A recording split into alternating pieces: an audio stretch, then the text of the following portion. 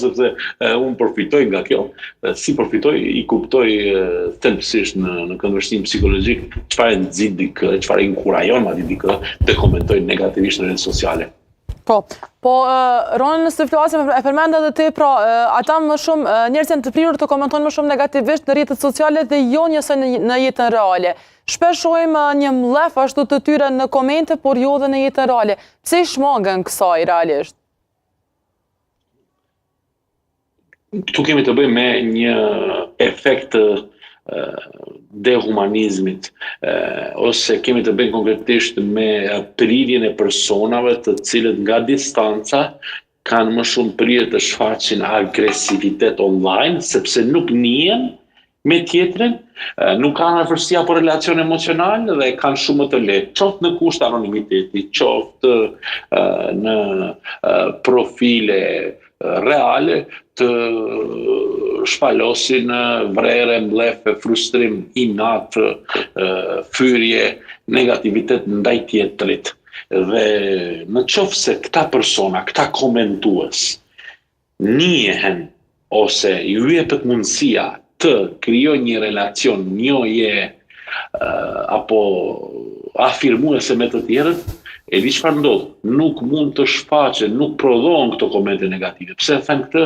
Sepse njohja, socializimi, bashkëpunimi, forca e koezionit, marrëdhëniet ndërpersonale pozitive me njerëzit, njëri me tjetrin, do t'i pamundësonte shoqërisë apo këtyre grupacioneve të caktuara të shpalosin fyjen ose të denigrojnë komente negative në rrjetet sociale. Pra ne na duhet njohja me njëri tjetrin në mënyrë që të luftojmë paragjykimin. Të paragjykosh është hamendësor mbi diçka të caktuar, dhe është kjo mbi bazën e këtyre polemizimeve, spekulimeve që janë sajesa, ta themi kështu, komunikative, diskutative brenda shoqërisë. Kur them sajesa, thjesht gjëra sajohen, mendohen, hipotetizohen pa qenë të verifikueshme ose të provuara në mënyrë argumentive, dhe kjo e bën shoqërinë pastaj të lajthisë në këto komente dhe në këto fyrje.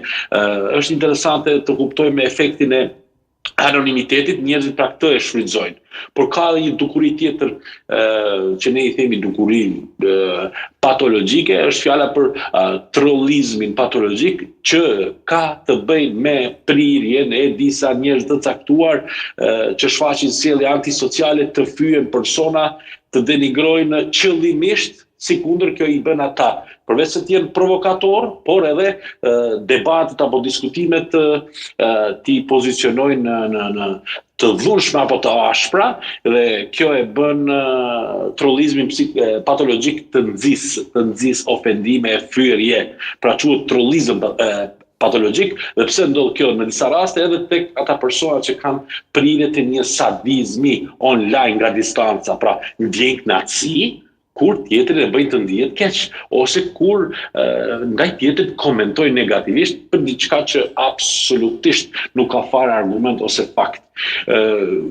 Ka raste konkrete ku njerëzit përveç që fyjen e denigrojnë, nuk janë të vetëdijshëm edhe për pozicionin apo statusin sociale, personal të personit tjetër.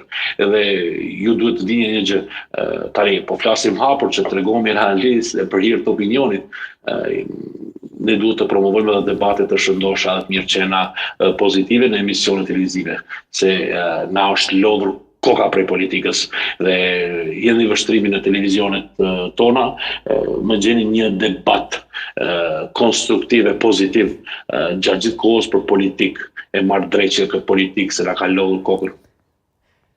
Po, Rone, desha me të pyet diçka tjetër. Këto komentet para se me kalu tek avokatja,